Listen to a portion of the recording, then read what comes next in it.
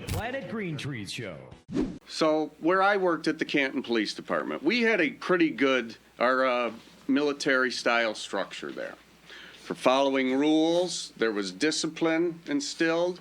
Our chief, director of public safety at the time, was a Marine Corps veteran, did time in Vietnam. He believed in good, sound discipline within his agency, and he had it. Because you know what? If you didn't wear your hat out on the road, you were getting rode up. And you had to go pay a visit to the chief for something as simple as just not wearing your hat. And you know what he used to say? You know what? If you can't get them to wear the hats, they're really going to spin out of control. So we started there in that agency with hats. I didn't like wearing a hat. I thought they were big and stupid looking. But we had to wear them, and you better wear it, or you were getting rode up.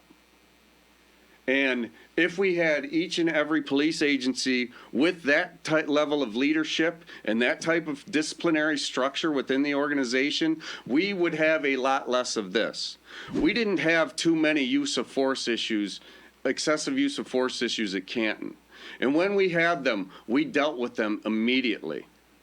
And I think I told you the story about my buddy I had to write up. I don't even think he had intent. I know he didn't have intent on slamming that guy's on the thing. It was the motion of the way the whole disarray was going, and because he was in cuffs, his head caught the side of that table. But because he was in the custody of my officer was responsible for his health, and he got injured while this officer was responsible for him. He had to be written up. I wrote him up. It went before the chief. We had a thing. The chief, affirmed the write-up. And he got at least a letter of reprimand. I think he may have even gotten a day off for that, if I remember correctly. So here's the thing. So that's what we need in police agencies. Well, there's two things you're talking about. You're talking about the crossing the quote-unquote blue line, because there's a sense of team, loyalty, in the development of us versus them. And I'm saying to you that for every one instance, honest Steve Miller police officer that probably maybe took shit, maybe scowled at by your or maybe they all respected you or should have respected you. But nevertheless, there's the ability to look the other way. That's number one. So you need that. Oh, there is. And there's got to be a reward in some way or some incentive to do that as opposed to the other. Secondly, that if it's not that, the facts, if there's not someone reported, how does someone get those facts when everybody else is not going to be reported? That's two. Number three is that even with that said, the ultimate punishment for that, even without any intent, the negligence, let's just say it's negligence, right? Mm-hmm. If it is his responsibility, what does that really mean?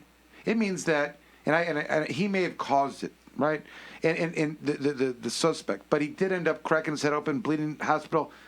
Is that something that would be potentially, you know what? If there was civil liability for that, there would have been some other technique that was put into place long before he got into that situation, even walked by that corner. Oh, you could see what be I'm saying? right. Yeah. You see what I'm saying? They would have cut that area out to give them more accessibility. They would have said, we're going to restrain over here. We're going to put them over. We're not going to put them in cuffs, maybe. I don't know. There'd be a totally different way that they'd go about it. There'd be psychological studies. There'd be ways to how to diffuse these situations as opposed to brute force. Because brute force, which they have a monopoly on and are allowed to and trained to take down those situations, right?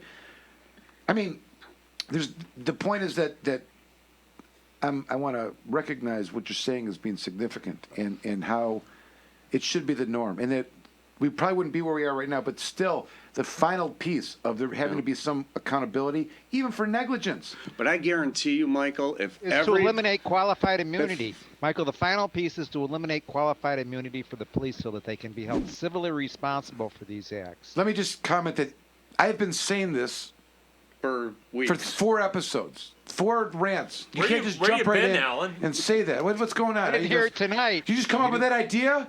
What have you been listening I didn't to? hear You the listen to magic Planet words, Green Trees? qualified immunity.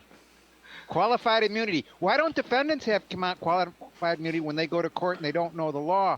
They say Asked ignorance and of the law is answered, no Alan. excuse. Asked and answered. Back to what we were Alan, talking good about. faith exception we beat the crap out of. The reasonable mistake of law we beat the crap out of. And qualified immunity, welcome to the boat. Okay. Welcome to the boat, Alan. I know that you Glad didn't watch you're last here. week's show. That's fine. It's fine. It's okay. I know you've been busy on Zooming and happy hour. hours. Whatever. Catching them in the Zoom room. I don't even know what I was saying now. The liability for negligence, I think, would change That's all where of this. Well, Qualified I think what immunity I was comes going to close with is that if every police agency operated as we did at the Canton Police Department, there would be a lot less of this. And we were an anomaly. People used to tell us, fuck, I don't want to come work at your place. You guys got to wear hats. People would say that.